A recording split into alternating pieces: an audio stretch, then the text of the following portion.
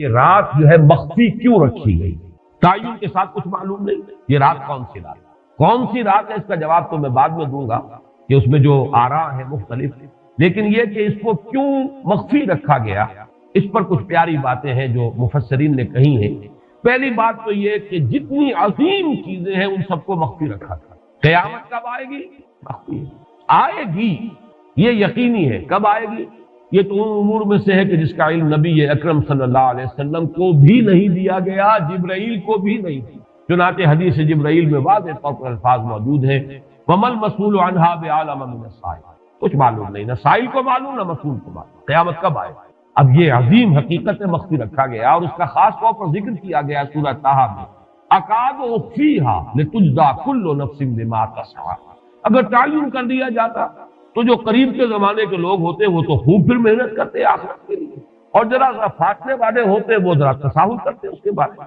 اس کو رکھا گیا ہے، تلوار لٹکی ہوئی ہے، کسی بھی وقت گر سکتی ہے، یہ جیسے گلوٹین کبھی اگر آپ نے دیکھا ہو جس طریقے سے کہ اس کا چھرا گرتا ہے، کسی بھی وقت گر سکتی ہے، لہذا ہر وقت چوکس رہو، چوکنے رہو، جیسے کہ صحابہ کرام کی شان معلوم ہوتی ہے بعض روایات سے کہ ذرا تیز ہوا چلتی تھی تو وہ سمجھتے تھے قیامت آ گئی۔ اس درجے استحضار تھا اعصاب کے اوپر، اس کا اتنا اثر تھا کہ ذرا تیز جھکڑ چلا اور انہوں نے سمجھا قیامت۔ تو اس طریقے سے قیامت کو مخفی رکھا گیا۔ اکاد اخفیھا لتجزی کل نفس بما تسعی۔ نہ آج سے 100 برس پہلے والوں کو معلوم تھا کہ قیامت کب آئے گی، نہ آج والوں کو معلوم ہے، نہ اگر ابھی دنیا کی عمر ہے ابھی 100 برس اور تو قیامت سے ایک دن پہلے بھی شاید یقینی طور پر معلوم نہ ہو سکے کہ کل قیامت آ رہی ہے، تاکہ ہر وقت جو ہے امتحان اتنا ہی شدید رہے، اتنا ہی کڑا امتحان رہے ہر ایک کے لیے۔ لتجزی کل نفس بما تسعی، تاکہ ہر ذی نفس کو بدلہ ملے اس کی سعی کے مطابق۔ اسی طریقے سے موت کا وقت معلوم نہیں، وما تدری نفس بأی ارض تموت، کہاں موت آئے گی کچھ معلوم نہیں، کہاں موت آئے گی، کب موت آئے گی کچھ معلوم نہیں۔ اسی طرح نوٹ کیجئے صلاۃ وسطیٰ، حافظوا علی الصلوات والصلاۃ الوسطیٰ معین نہیں ہے، اس کے لیے آراء اگرچہ ہے، اکثر آراء جمع ہو گئی ہے صلاۃ العصر کے بارے میں، لیکن تعین سے حتمی طور پر نہیں کہہ سکتے۔ یہ رائے بھی ہے کہ کوئی بھی معین نہیں، تمام نمازیں جو ہے وہ صلاۃ وسطیٰ کی حکم نہیں۔ بہترین نماز کوشش کرو کہ پوری محافظت کرو، صرف نماز کی نہیں، بہترین نماز، ہر نماز تمہاری بہترین نماز ہونی چاہیے، ہر روز روز عید ہو، ہر شب شب برات۔ اگر اللہ تعالیٰ کے ساتھ کوئی قلبی ربط ہے تو ہر دن جو گزر رہا ہے وہ روز عید ہے، اور ہر شب جو گزر رہی ہے وہ شب برات ہے۔ لیکن اگر وہ کہ انسان کو غفلت ان کے قلب پر طاری ہے تو وہ عید کا دن بھی اس کے لیے ایک عام دن ہے، اور شب برات بھی اس کے لیے ویسی ہی ایک رات ہے جیسی کہ ہر روز آتی ہے اور چلی جاتی ہے۔ اس اعتبار سے اس کو بھی خاص جو ہے معین نہیں کیا گیا صلاۃ وسطیٰ کون سی۔ اسی طرح بعض روایات میں جو آتا ہے اس میں اعظم، اللہ کا ایک نام ایسا ہے کہ اس کے واسطے سے اللہ سے جو بات مانگی جائے وہ رد نہیں، لیکن وہ کون سا نہیں بتایا گیا۔ اقوال ہیں، اندازے ہیں، حی و قیوم پر زیادہ، الحی القیوم پر زیادہ لوگوں کا جو ہے وہ اجماع ہوا ہے، لیکن یہ کہ یقین سے نہیں کہہ سکتے۔ تو اسی میں اس کو بھی نوٹ کر لیجئے کہ اس کو مخفی رکھا گیا ہے لیلۃ القدر کو۔ لوگ زیادہ سے زیادہ محنت کریں، زیادہ سے زیادہ مشقت کریں، اس کے لیے جو بھی اس کی قدر و منزلت سے کسی درجے میں آگاہ ہے، وہ اگر معین ہی ہو جاتا کہ ایک شب یہ ہے تو پھر تو سب کے سب اس رات میں محنت کر لیتے، باقی راتیں جو ہیں وہ پھر سونی اور ویران گزرتی۔ لیکن یہ کہ مطلوب یہ ہے کہ زیادہ سے زیادہ راتیں آباد ہوں، زیادہ سے زیادہ راتوں میں ذکر ہو، عبادت ہو، دعا ہو، اس لیے اس کو مخفی رکھا گیا۔ یہ حکمت۔ اس میں بھی ایک عجیب نکتہ ہے جو امام راضی رحمۃ اللہ علیہ نے بیان کیا ہے، اور حوالہ اگرچہ نہیں دیا اس حدیث کا، لیکن ایک روایت کے حوالے سے بات بیان کی ہے کہ اس کے ظاہر نہ کرنے میں بھی اللہ کی ایک شفقت اور رحمت ہے بندوں کے حق میں، اس لیے کہ اس کی قدر جتنی زیادہ ہے اتنی ہی اس کی ناقدری پر سزا ہوگی۔ اگر معلوم ہو کہ یہ شب ہے اور اس کی ناقدری کو انسان کرے تو گویا کہ پھر وہ اتنا ہی زیادہ۔ یہ کیوں کہا دوہرا کر تم سے پہلوں کو بھی پیدا کیا؟ اس لیے کہ اکثر و بیشتر گمراہ لوگ مشرکین کیا کہتے تھے اپنے رسولوں سے کہ ہم تو بس جی اپنے آباء و اجداد کے راستے پر چلیں گے، ما وجدنا علیہ آباءنا، جس طریقے پر، جس طرز عمل پر ہم نے اپنے آباء و اجداد کو پایا ہے ہم نے اسی پر چلنا ہے۔ تو واضح کر دیا تم بھی مخلوق ہو، وہ بھی مخلوق تھے، تم بھی انسان ہو، وہ بھی انسان تھے، تم سے بھی غلطی ہو سکتی ہے، ان سے بھی ہو سکتی تھی۔ لہذا یہ اصول نہیں ہے کہ جو بھی آباء و اجداد کی ریتیں ہیں، رسمیں ہیں، طریقے ہیں، اور جو ان کے عقیدے ہیں انہی کو آپ لے کر چلے، بلکہ آپ تو تلاش کریں صحیح عقیدہ کیا ہے، صحیح زندگی گزارنے کا طریقہ کیا ہے، اس کو اختیار کریں۔ تو یا ایھا الناس اعبدوا ربکم الذی خلقکم والذین من قبلکم لعلکم تتقون، تاکہ تم بچ جاؤ جہنم کی آگ سے۔ یہ جو میں نے بتایا کہ اطاعت کلی، ہمہ تن، ہمہ وقت، ہمہ وجوہ، جزوی اطاعت نہیں، بس یہ ذرا نوٹ آف کوشن ہے۔ اگر ہم اللہ کا ایک حکم مانیں گے ایک نہیں مانیں گے، یہ جزوی اطاعت ہے، یہ اللہ کو قبول نہیں ہے۔ اللہ کی طرف سے تو یوں سمجھیے کہ پیکج ڈیل ہے، ٹیک اٹ اور لیو اٹ، لینا ہے تو پورا لو ورنہ دفع ہو جاؤ۔ اللہ کو تمہاری ضرورت نہیں ہے، تمہیں اللہ کی ضرورت۔ یا ایھا الذین آمنوا ادخلوا فی السلم کافہ، اے ایمان والو اسلام میں داخل ہونا تو پورے کے پورے ہو، ادھورے نہیں۔ اور سورہ بقرہ کی آیت نمبر 85 کے اندر تو جو وعید آئی ہے، افتؤمنون ببعض الکتاب وتکفرون ببعض، کیا تم ہماری کتاب، ہماری شریعت کے کچھ حصے کو مانتے ہو اور کچھ کو رد کرتے ہو؟ فما جزاء من یفعل ذلک منکم، تو جو کوئی بھی تم میں سے یہ روش اختیار کریں گے ان کی کوئی سزا اس کے سوا نہیں ہے، کان کھول کر سنیے، ان کی کوئی سزا اس کے سوا نہیں ہے کہ دنیا میں ذلیل و خوار کر دیے جائیں اور قیامت کے دن یردون الی اشد العذاب، شدید ترین عذاب میں جھونک دیے جائیں۔ وما اللہ بغافل عما تعملون، اللہ غافل نہیں ہے، بے خبر نہیں ہے، لا علم نہیں ہے اس سے کہ جو تم کر رہے۔ تم اپنی داڑھیوں کے طول سے اللہ کو دھوکہ نہیں دے سکتے، تم اپنے پائجاموں کو ٹخنوں سے اوپر رکھے اللہ کو دھوکہ نہیں دے سکتے کہ تم بہت متبع رسول ہو، تم اپنے عمروں اور حجوں سے اللہ کو دھوکہ نہیں دے سکتے، اللہ کو معلوم ہے کہ حرام کی کمائی سے حج کیا ہے تم نے، حرام کی کمائی سے عمرہ کیا ہے تم نے۔ تو یہ جو جزوی اطاعت ہے کوئی اطاعت نہیں، اللہ کو قبول نہیں۔ آدمی سوچتا ہے کہ چلیے میں نے یہ کام اچھے کیے، یہ برے کیے، مجھے اچھے کاموں کا کچھ کریڈٹ بھی تو ملنا چاہیے نا، لیکن نہیں، اللہ کہتا ہے جزوی اطاعت منہ پر دے ماری جائے۔ اور جو دنیا کی سزا ہے وہ تو ہم اپنی آنکھوں سے دیکھ رہے ہیں، 130، 140 یا 150 کروڑ مسلمان دنیا میں ہیں، ذرا اندازہ کیجیے۔ لیکن ہماری رائے کی کوئی اہمیت ہے؟ بین الاقوامی معاملات میں کوئی ہم سے مشورہ لیتا ہے کیا؟ آپ کا کیا خیال ہے؟ کس نمی پرست کے بھیا کیستی، ایسے بھی ملک تھے کہنا چاہیے، اب تو ان کا حال پتلا ہے، دولت کے انبار تھے ان کے پاس، لیکن ان کا مذاق اڑتا تھا مغربی ممالک، وہ چاہے سعودی بادشاہ ہوں اور چاہے وہ UAE کے امیر ہوں، مذاق ہی اڑتا تھا، کوئی حیثیت نہیں۔ حالانکہ کتنا بڑا رقبہ ہے، انڈونیشیا کے آخری جزیروں سے لے کر موریتانیہ تک سالڈ اسلامی آبادی، مسلمان آبادی۔ آپ کہیں گے کہ یہ بھارت جو ہے اس میں تو اکثریت تو نہیں ہے، لیکن 15 کروڑ یا 18 کروڑ تو آدمی یہاں موجود ہیں، لیکن کوئی عزت، کوئی حیثیت دنیاوی بین الاقوامی سطح پر۔ بہرحال یہاں بھی ہیں لوگ، کھاتے پیتے لوگ ہیں، ان کی اپنی کچھ عزت ہے اپنے معاشرے کے اندر، لیکن بحیثیت امت، بحیثیت قوم کیا حیثیت ہماری؟ تو اللہ خزی فی الحیات الدنیا، وہ تو ہماری نگاہوں کے سامنے موجود ہے۔ اب قیامت کے دن کے بارے میں جو دھمکی اللہ نے دی ہے، وَيَوْمَ الْقِيَامَةِ يُرَدُّونَ إِلَىٰ أَشَدِّ الْعَذَابِ، قیامت کے دن شدید ترین عذاب میں جھونک دوں گا۔ اس پر اللہ سے معافی طلب کی جا سکتی ہے، دعا ہی کی جا سکتی ہے، اللہ ہم پر رحم فرمائیے۔ یہ میں نے آپ کے سامنے رکھا ہے فارمولہ، اللہ کی اطاعت جمع اللہ کی محبت، they go to make عبادت۔ یہی دو الفاظ آتے ہیں اللہ کے رسول کے لیے بھی صلی اللہ علیہ وسلم۔ اللہ کے رسول کی اطاعت یہ تو اسلام کا بنیادی تقاضا ہے، اطیعوا اللہ واطیعوا الرسول فإن تولوا فإن اللہ لا يحب الکافرین۔ اطاعت کرو اللہ کی، اطاعت کرو رسول کی، پھر اگر یہ منہ موڑ لے تو اللہ کو ایسے کافر بالکل پسند نہیں، تو کفر کا فتویٰ ہو رہا۔ لیکن اللہ کے رسول کی اطاعت کے ساتھ محبت کو جمع کیجئے۔ میں نے ابھی آپ کو حدیث سنائی ہے، حضور نے فرمایا لا یؤمن احدکم حتی اکون احب الیہ من والدہ وولدہ والناس اجمعین۔ تم میں سے کوئی شخص مومن ہو ہی نہیں سکتا جب تک کہ میں اسے محبوب تر نہ ہو جاؤں، اپنے باپ سے، اپنے بیٹے سے اور تمام انسانوں سے۔ تو اللہ کے رسول کی اطاعت جمع اس کی محبت۔ اس محبت کے ضمن میں ایک واقعہ یاد آیا جس سے اندازہ ہوگا کہ کس قدر اپنائیت تھی، کتنا قرب تھا حضور کے اور حضرت عمر فاروق رضی اللہ تعالیٰ عنہ کے مابین۔ ایک مرتبہ حضور دریافت کرتے ہیں حضرت عمر سے، عمر تمہیں مجھ سے کتنی محبت ہے؟ اب آپ سوچئے، ذرا سا بھی مغایرت کا باریک سا پردہ بھی اگر کہیں ہو تو کیا یہ سوال کیا جا سکتا ہے؟ تو انتہائی قریبی شخص سے ہی کیا جائے گا، تمہیں مجھ سے کتنی محبت ہے؟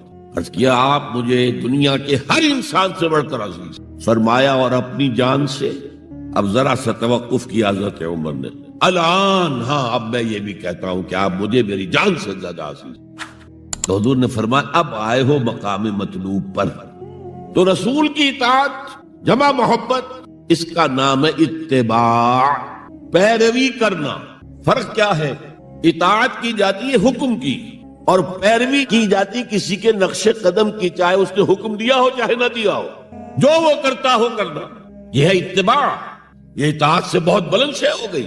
مثال کے طور پر یہ چھوٹی چھوٹی مثالیں، اصل اتباع کیا ہے وہ میں بعد میں عرض کروں گا۔ کوئی ایک صحابی بدو باہر سے آئے، ایک ہی دفعہ حضور کو دیکھا، حضور اس وقت اس حالت میں تھے کہ آپ کے بٹن جو ہے کھلے ہوئے تھے گریبان کے، انہوں نے پھر ساری عمر اپنے گریبان کے بٹن نہیں لگائے۔ میں نے اللہ کے رسول کو اس حال میں دیکھا ہے، میں تو ان کی پیروی کروں گا، حضور نے کوئی حکم تو نہیں دیا تھا۔ تو یہ جو محبت، شدید محبت کے تحت جو بات آئے گی اس کا نام اتباع ہے، اور اس اتباع کا مقام کیا ہے وہ آیت میں سنا چکا ہوں آپ کو۔ قل ان کنتم تحبون اللہ فاتبعونی یحببکم اللہ، اے نبی ان سے کہہ دیجئے اگر تم اللہ سے محبت کرتے ہو تو میرا اتباع کرو، میرے نقش قدم پر چلو، میری پیروی کرو، اللہ تم سے محبت کرے گا، تم اللہ کے محب نہیں محبوب بن جاؤ۔ اور اگر کہیں کوئی لغزش ہو گئی، کوئی خطا ہو گئی، کہیں جذبات کے رو میں بہہ کر کوئی گناہ کر بیٹھے تو اللہ معاف فرما دے گا، اللہ بڑا غفور ہے، اللہ بڑا رحیم ہے۔ مطلب یہ کہ راستہ تم نے یہ طے کر لیا ہو کہ چلنا مجھے محمد کے پیچھے ہے صلی اللہ علیہ وسلم، اب چلتے چلتے کبھی پاؤں پھسل گیا، کہیں گر گئے، کوئی بات نہیں، اٹھو فوراً توبہ کرو اور آگے بڑھو۔ تو خطا اگر ہو بھی جائے گی، کہیں لغزش ہو جائے، کہیں چلتے چلتے پاؤں پھسل جائے کیچڑ میں، یا کوئی کیلے کا چھلکا آ گیا پاؤں تلے، گر گئے، کوئی حرج نہیں، اٹھو دوبارہ، لیکن نقش قدم جو ہے محمد کا صلی اللہ علیہ وسلم اس پر چلنا۔ یہ اس اتباع کا ذکر آیا ہے سورہ اعراف کی ان آیات میں۔ آپ کو معلوم ہے کہ حضرت موسیٰ علیہ السلام کو جب تورات پر طلب کیا گیا تو کوہ طور پر تورات دینے کے لیے، تو پہلے 30 دن کے لیے بلایا تھا، پھر 10 دن کا اور اضافہ کر دیا گیا، 40 دن ہو گئے۔ فَتَمَّتْ مِيقَاتُ رَبِّكَ 40 لَيْلَةً۔ اس اثنا میں پیچھے فتنے میں مبتلا ہو گئے بنی اسرائیل۔ سامری اس نے ایک ڈھونگ رچایا اور ایک بچڑا جو ہے وہ سونے چاندی کا بنایا ہوا بچڑا ڈھال کر کھڑا کر دیا، اس میں سے کوئی تھوڑی سی آواز بھی نکلتی تھی، کوئی ایسی ہے کہ ہوا گزرتی تھی تو آواز سے آتی تھی۔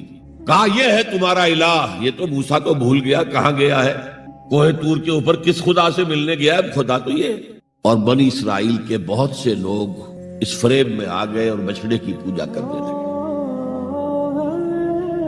اب جب حضرت موسیٰ آئے، اور آپ کو معلوم ہے حضرت موسیٰ کا مزاج جلالی تھا، وہ پتھر کی تختیاں لے کر آئے تھے کہ جن پر کوہ طور پر اللہ تعالیٰ نے اپنے احکام 10 جو ہیں، 10 کمانڈمنٹس مشہور، وہ کندہ کر کے آپ کو دیے تھے، وہ ہاتھ میں لے کر آئے۔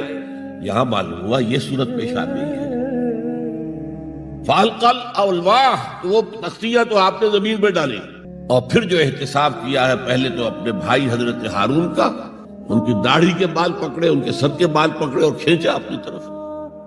اس نے کہا کہ بھائی مجھے ذلیل نہ کرو لوگوں کے سامنے، میں نے انہیں روکا لیکن یہ تو مجھے قتل کرنے پر تل گئے تھے، اور مجھے اندیشہ یہ ہوا کہ کہیں آپ واپس آ کر یہ نہ کہیں ان فرقت بین بنی اسرائیل، کہ تم نے تو بنی اسرائیل کے درمیان تفرقہ پیدا کر دیا۔ تو میں نے کہا آپ ہی واپس آ کر نپٹے۔ اب پہلی بات نوٹ کیجئے، تاریخ انسانی کا یہ عظیم واقعہ ہے، کئی ہزار یہودی اپنے اپنے قبیلے کے لوگوں کے ہاتھوں ذبح کیے گئے۔ اللہ تعالیٰ نے حکم دیا اور حضرت موسیٰ نے وہ حکم دیا، اللہ کا حکم موسیٰ نے پہنچایا کہ 12 قبیلے ہیں، ہر قبیلے کے جن لوگوں نے یہ حرکت کی ہے ان کو اسی قبیلے کے لوگ اپنے ہاتھ سے ذبح کریں۔ اب یہ بہت بڑی توبہ تھی، بہت بڑی توبہ تھی، بہت بڑی توبہ تھی، اپنے قبیلے کے لوگوں کو قتل کر دینا۔ پھر وہ 70 نمائندے لے کر تمام جو بڑے لوگ تھے کوہ طور پر حاضر ہوئے، اجتماعی طور پر اللہ سے عفو درگزر کی درخواست بھی کرنے کے لیے۔ وہاں اللہ نے زبردست زلزلہ بھیج دیا، محسوس ہوا اب سب ہلاک ہو جائیں گے۔ حضرت موسیٰ نے کہا پروردگار تو چاہتا تو مجھے اور اس قوم کو پہلے ہی ہلاک کر دیتا، تو ہمیں نکال کر لایا ہے آل فرعون کے پنجوں سے، تو نے ہمیں نجات دی ہے، تو پروردگار ہمارے لیے اپنی رحمت طے کر دے، لکھ دے، فاکتب لنا، ہمارے لیے طے کر دے، لکھ دے اپنی رحمت۔ اس پر فرمایا اللہ نے دیکھو موسیٰ میری ایک رحمت تو عام ہے، وسعت کل شیء، رحمتی وسعت کل شیء، ہر شے کے ساتھ، اور ایک میری خاص رحمت ہے وہ میں لکھ دوں گا، طے کر کے رکھ دوں گا، للذین یتبعون الرسول النبی الامی، ان لوگوں کے لیے جو میرے رسول نبی امی پر ایمان لائیں گے، ان کا اتباع کریں گے۔ یہاں بھی لفظ اتباع آیا ہے، اور اس میں پھر حضور صلی اللہ علیہ وسلم کی کچھ شان بیان ہوئی ہے، بات لمبی ہو جائے گی۔ اور پھر فرمایا یہ گویا کہ اتباع کی تفسیر آ رہی ہے۔ اتباع کا مطلب کیا ہے؟ فالذین آمنوا بہ وعزروہ ونصروہ واتبعوا النور الذی انزل معہ اولئک ھم المفلحون، تو جو لوگ ان پر ایمان لائیں گے اور جو ان کی تعظیم کریں گے اور جو ان کی نصرت کریں گے، مدد کریں گے، اور جو اس نور کی پیروی کریں گے جو ان کے ساتھ نازل کیا جائے گا، تو وہی ہوں گے مفلحون، وہ ہوں گے کامیاب ہونے والے، فلاح یافتہ لوگ وہ ہوں گے جو یہ چار رشتے ہمارے اس رسول نبی امی کے ساتھ پختگی کے ساتھ قائم کر لیں۔ یہ چار رشتے کیا ہیں؟ اتباع رسول کا تقاضا اول تو ان چار الفاظ کے حوالے سے سمجھیے، پھر ذرا ایک دوسرے انداز میں بھی بیان کروں گا۔ فالذین آمنوا بہ، پہلا قدم ایمان، لیکن ایمان کے سمجھ لیجئے اچھی طرح دو درجے ہیں۔ آپ میں سے بہت سے حضرات کو مجھے توقع ہے ایمان مجمل، ایمان مفصل یاد ہوں گے۔ ایمان مجمل کیا ہے؟ آمنت باللہ کما ہوا باسمائہ و صفاتہ و قبلت جمیع احکامہ اقرار باللسان و تصدیق بالقلب۔ پہلا درجہ ہے اقرار باللسان، اشہد ان لا الہ الا اللہ و اشہد ان محمد رسول اللہ۔ کوئی ہو، ہندو ہو، سکھ ہو، پارسی ہو، عیسائی ہو، یہودی ہو، یہ کلمہ پڑھے اور وہ مسلمان ہو گیا۔ اقرار باللسان پر ہمارا دنیا میں مسلمان سمجھا جانا موقوف ہے، لیکن اصل ایمان یہ نہیں ہے۔ اصل ایمان ہے تصدیق بالقلب، دل میں یقین۔ جب تک دل کا یقین نہ ہو ایمان نہیں ہے۔ منافقین جو تھے مدینے کے، نمازیں بھی پڑھتے تھے، حضور کی اقتداء میں پڑھتے تھے، اور جو رئیس المنافقین تھا عبداللہ ابن ابی ابن سلول، وہ تو پہلے صف میں ہوتا تھا، اور جب حضور خطبہ دیتے تھے جمعے کا تو پہلے خود کھڑا ہوتا تھا اپنی اہمیت ظاہر کرنے کے لیے۔ دیکھو لوگو، یہ اللہ کے رسول ہیں، ان کی بات پوری توجہ سے سنو۔ یہ صرف اپنی چودراہٹ کے اظہار کے لیے کہ میں بڑی شے ہوں، اس لیے کہ وہ خزرج کا بڑا سردار تھا۔ اوس اور خزرج کے دو عرب قبیلے تھے مدینے میں، جن میں سے کہ خزرج کا قبیلہ بڑا تھا، اوس کا چھوٹا تھا، اور خزرج کا سردار یہ عبداللہ ابن ابی تھا، اور اس کے بارے میں یہ طے ہو چکا تھا کہ اسے ہم اپنا بادشاہ بنا لیں گے۔ چنانچہ سونے کا تاج تیار ہو چکا تھا، ابھی تاج پوشی صرف باقی تھی کہ حضور تشریف لے آئے ہجرت فرما کر، بے تاج بادشاہ آ گیا صلی اللہ علیہ وسلم۔ لہذا اس کے سارے خواب جو ہے وہ منتشر ہو گئے، لہذا پہلے دن سے پکا منافق ایمان لایا، اگرچہ وہ بھی ذرا دیر سے لایا، غزوہ بدر کے بعد لایا۔ پہلے اس نے سوچا تھا ابھی تیل دیکھو، تیل کی دھار دیکھو، وہ تیل کی دھار جو نظر آئی غزوہ بدر میں کہ 313 نے 1000 کو شکست دی ہے، اور یہ نہتے تھے، تلواریں بھی سب کے پاس نہیں تھی، کچھ لوگوں کے پاس تلواریں تھیں، اور وہ 1000 کیل کانٹے سے لیس ہو کر مکے سے آئے تھے۔ 70 بڑے بڑے سردار ان کے مارے گئے، عین میدان میں چھیت رہے، اور 70 جو ہے ان کے قیدی بن گئے۔ تب اس نے کہا کہ ٹھیک ہے اب تو ایمان لے آنا چاہیے، کیونکہ یہ تو معلوم ہوتا بڑی طاقت ہے۔ بہرحال سب سے پہلے میں کہہ رہا تھا کہ ایمان، لیکن ایمان دل سے۔ قرآن مجید نے کیا کہا ان منافقین کے بارے میں؟ اذا جاءک المنافقون قالوا نشہد انک لرسول اللہ۔ سورہ منافقون ہے کہ نہیں 28ویں پارے میں؟ اے نبی جب آپ کے پاس منافق آتے ہیں کہتے ہیں ہم گواہ ہیں، ہم گواہی دیتے ہیں کہ آپ اللہ کے رسول ہیں، اس پر اللہ کا تبصرہ دیکھیے، واللہ یعلم انک لرسولہ، اور اللہ خوب جانتا ہے کہ آپ ان کے رسول ہیں اس کے۔ اور میں ذرا ترجمہ کیا کرتا ہوں، اللہ سے بڑھ کر کس کو معلوم ہے کہ آپ اللہ کے رسول ہیں؟ لیکن واللہ یشہد ان المنافقین لکاذبون، اللہ گواہی دیتا یہ منافق جھوٹے۔ مسلمان تو وہ تھے، کلمہ گو تھے، حضور کی امامت میں نمازیں پڑھ رہے تھے، لیکن منافق تھے۔ اللہ نے منافق قرار دیا، دل ایمان سے خالی تھے، بلکہ ہوتے ہوتے دلوں کے اندر حضور سے عداوت پیدا ہو گئی تھی، اہل ایمان سے عداوت پیدا ہو گئی۔ اسی سورہ مبارکہ میں آگے چل کر آتا ہے ہم العدو فاحذرہم، اصل دشمن یہ ہے، یہ مارے آستین ہیں۔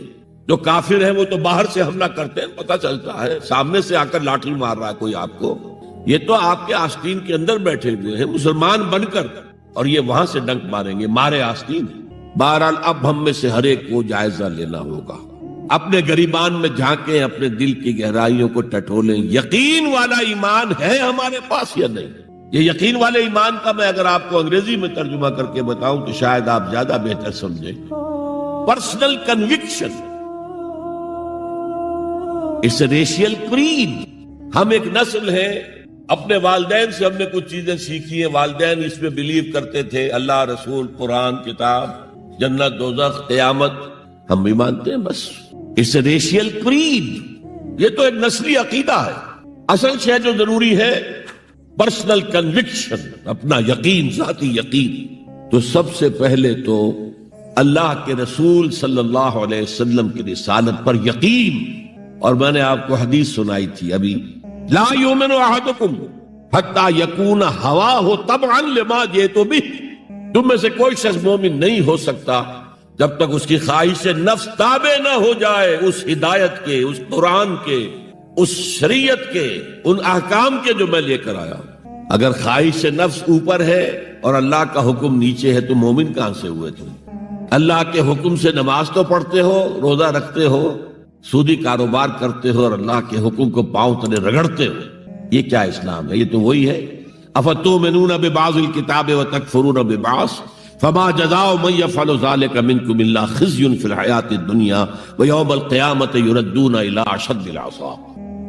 تو سب سے پہلا جو جائزہ ہمیں لینا ہے کہ محمد کی رسالت پر صلی اللہ علیہ وسلم ہمیں یقین ہے۔ یقین، تصدیق تو ہم کرتے ہیں، زبان سے کہتے ہیں، لیکن یقین، جس یقین کا نتیجہ یہ نکلے کہ پھر نفس کے سارے تقاضے نیچے ہو جائیں اور حضور کی لائی ہوئی ہدایت، حضور کی لائی ہوئی شریعت بالاتر ہو جائے۔ نمبر 2 فرمایا وَعَزَّرُوهُ، ان کی تعظیم کرے۔ آپ کی جناب میں کوئی گستاخی ہو جائے، ایمان کے لالے پڑ جائیں گے اور آخرت برباد ہو جائے گی۔ اس تعظیم میں کیا کیا چیزیں شامل ہیں؟ دیکھیے سورہ حجرات میں ابتدائی حصے میں تفصیل سے کہا گیا، یا ایھا الذین آمنوا لا ترفعوا اصواتکم فوق صوت النبی ولا تجهروا له بالقول كجهر بعضكم لبعض ان تحبط اعمالكم وانتم لا تشعرون۔ اے ایمان کے دعوے دارو، کبھی اپنی آواز کو رسول کی آواز سے بلند تر نہ کر دینا، مبادا تمہارے سارے اعمال حبط ہو جائیں اور تمہیں پتہ بھی نہ چلے۔ میں نے کوئی گناہ کبیرہ تو نہیں کیا ہے، میں نے کوئی کفر تو نہیں کیا ہے، بس یہی ہوا نا کہ حضور کی آواز کے مقابلے میں اپنی آواز کو اونچا کر دیا۔ لا ترفعوا اصواتکم فوق صوت النبی ولا تجهروا له بالقول كجهر بعضكم لبعض، بلند آواز سے جیسے آپس میں باتیں کر لیتے ہو ایسے کبھی بات نہ کر بیٹھنا۔ ان تحبط اعمالکم، کہ تمہارے سارے اعمال حبط ہو جائیں، اکارت چلے جائیں، ختم ہو جائیں، وانتم لا تعلمون، تمہیں احساس بھی نہ ہو کہ ساری پونجی لٹ گئی۔ اس آیت کا ہم پر اطلاق کیسے ہوگا؟ کبھی سوچا آپ نے؟ صحابہ کرام تو یقیناً اس کے مخاطب اول تھے، ہم پر کیسے اطلاق؟ اگر ہماری گفتگو ہو رہی ہو، بحث ہو رہی ہو، میں کچھ کہہ رہا ہوں، آپ کچھ کہہ رہے ہیں، لیکن کوئی کہہ دے حضور نے یوں فرمایا ہے، فوراً چپ ہو جاؤ۔ اب اگر کہا نہیں میرا خیال یہ، اب گویا کہ یہ حضور کی آواز سے آپ نے اپنی آواز اونچی کر دی، اپنا فکر، اپنا فلسفہ، اپنا فہم، اپنی سوچ، اپنی عقل۔ ہاں بعد میں تحقیق کر لو، یہ جو کہا تھا کہ حضور نے فرمایا بھی ہے کہ نہیں ہے، حدیث صحیح ہے کہ نہیں ہے، مستند ہے کہ نہیں ہے، لیکن اس وقت آواز بند کر لینا لازم ہوگا کہ اس کے بعد اقول نہیں کہہ سکتا میں یہ کہتا ہوں۔ اس کا تو مطلب یہ کہ آپ بد مقابل بن کر رسول کے آ رہے ہیں۔ تو لا ترفعوا اصواتکم فوق صوت النبی ولا تجهروا له بالقول كجهر بعضكم لبعض ان تحبط اعمالكم وانتم لا تشعرون. صحابہ کے بارے میں آپ نے سنا ہوگا کہ حضور کی محفل میں ایسے بیٹھے ہوتے تھے ساکت و صامت، جیسے کہ ان کے سروں پر پرندے بیٹھے ہوئے ہیں اور انہیں اندیشہ ہے کہ ذرا سا بھی ہلیں گے تو پرندہ اڑ جائے گا. اس قدر ادب. حضور صحابہ سے سوال کرتے تھے اور یہ آپ کا طریقہ تھا تعلیم کا کہ پہلے ایک سوال سامنے لایا جائے تاکہ ان کا ذہن کھلے، سوچیں خود بھی. یہ تعلیم کا بہترین طریقہ ہے. اس کے بعد ہوتا کیا تھا؟ جواب نہیں دیتے تھے. اللہ و رسولہ عالم، اللہ اور اس کا رسول بہتر جانتے. پھر اگر دوبارہ آپ پوچھتے تھے تو جو بھی سمجھ میں آتا تھا کہتے تھے. مجھے یاد آ رہی ہے ایک حدیث اور اچھا ہے کہ وہ آپ سن لیں، اس لیے کہ عام شکایت یہ ہے کہ مذہبی لوگ معاملات میں اچھے نہیں ہوتے. مسجدیں بنوائیں گے، مسجدوں میں قالین بچھوائیں گے، وہاں پر فانوس لگوائیں گے، سب کچھ کریں گے، مدرسوں کی خدمت کریں گے، علماء کی خدمت کریں گے، لیکن معاملات، تجارت، کاروبار، بین الانسانی تعلقات عام شکایت ہے، اس کی وہ پرواہ نہیں کرتے. حقوق العباد کا لحاظ نہیں. تو حضور نے ایک مرتبہ پوچھا صحابہ سے اتدرون من المفلس، تم جانتے ہو مفلس کون ہوتا؟ صحابہ نے جواب دیا المفلس عندنا من لا درہم لہ ولا دینارا. حضور ہم اس شخص کو مفلس سمجھتے ہیں جس کے پاس درہم و دینار نہیں ہے. ہم کہیں گے روپیہ پیسہ نہیں ہے. فرمایا نہیں، میری امت کا مفلس وہ ہوگا جو بہت سی نمازیں لے کر آئے گا، بہت سے روزے لے کر آئے گا، بہت سے حج لے کر آئے گا، بہت سے عمرے لے کر آئے گا، لیکن اس کے ساتھ ہی قد شتم ھذا، فلاں شخص کو گالی دی تھی، واکل مال ھذا، فلاں شخص کا مال کھا لیا تھا، فلاں شخص پر تہمت لگائی تھی. اب وہ سارے دعوے دار آ جائیں گے اللہ اس نے میرے ساتھ یہ کیا. ٹھیک ہے بھائی، اس کی نمازیں تم لے جاؤ. اور تو کچھ ہے نہیں، کوئی کرنسی تو ہے نہیں وہاں، نہ ڈالر ہے نہ یورو ہے، کچھ بھی نہیں. اعمال کی کرنسی ہے، نیکی تم لے جاؤ. کوئی اور دعوے دار آیا، روزہ وہ لے گیا، اس کے پاس کچھ نہیں رہا. دعوے دار اب بھی باقی ہیں. اب ان کے گناہ جو ہے اس کے حساب میں پڑنے شروع ہو جائیں گے، یہاں تک کہ دوسروں کے گناہوں کے بوجھ تلے دب کر وہ جہنم میں جھونک دیا جائے. یہ مفلس. تو یہ انداز تھا حضور کا سمجھانے کا، پڑھانے کا، فطری طریقے تعلیم. تو فالذین آمنوا بہ وعزروہ، تو وہ لوگ جو ایمان لائے ان پر اور جنہوں نے ان کی تعظیم کا حق ادا کیا. وَنَصَرُوهُ، یہ آئی ہے اب سخت بات، اور ان کی مدد کی. مدد کس کام میں؟ حضور اتنے غیور تھے کہ ذاتی کام میں کوئی مدد آپ کسی سے نہیں مانگتے تھے. سیرت کی کتابوں میں آتا ہے کہ اگر آپ سواری پر ہوتے تھے اور آپ کا کوڑا نیچے گر جاتا تھا تو کسی سے یہ نہیں کہتے تھے کہ اٹھا کر ذرا مجھے پکڑا دو. آپ سواری سے اترتے تھے، اپنا کوڑا خود اٹھاتے. اور اس ضمن میں بھی سیرت النبی کا ایک واقعہ مجھے یاد آ رہا ہے، وہ میں آپ کو سنا دوں. جب ہجرت مدینہ کی اجازت آ گئی تھی عام لوگوں کے لیے، عام مسلمانوں کے لیے، چلے جاؤ جاؤ سب جاؤ مدینہ کی طرف، لیکن رسول اپنی جگہ نہیں چھوڑ سکتا وداؤٹ ایکسپریس پرمیشن آف اللہ. تو حضور کے لیے ابھی اجازت نہیں آئی. جو یار غار تھے حضرت ابوبکر صدیق، وہ پوچھتے تھے حضور اجازت آ گئی؟ نہیں ابھی نہیں آئی. حضور اجازت آ گئی؟ نہیں ابھی نہیں آئی. حضرت عائشہ فرماتی ہیں کہ ایک روز دوپہر کے وقت حضور چلے آ رہے تھے، ہم حیران ہوئے. عربوں میں یہ آج بھی ان کی تہذیب جو ہے وہ یہ ہے کہ ظہر عصر کے درمیان نہ کسی سے ملنا، نہ کسی کے ہاں جانا، نہ وزٹ کرنا، دکانیں بھی بند اور قیلولہ کرتے ہیں. یہ ان کی تہذیب کا حصہ ہے. تو ہم حیران ہوئے، آپ نے اپنے سر کو ڈھانپا ہوا تھا کپڑے سے اور آپ تشریف لائے اور آ کر آپ نے خوشخبری دی حضرت ابوبکر کو کہ ہجرت کی اجازت آ گئی. اب اس پر حضرت ابوبکر کو بڑی خوشی ہوئی، بڑے احساس مسرت کے ساتھ عرض کرتے ہیں حضور میں نے 2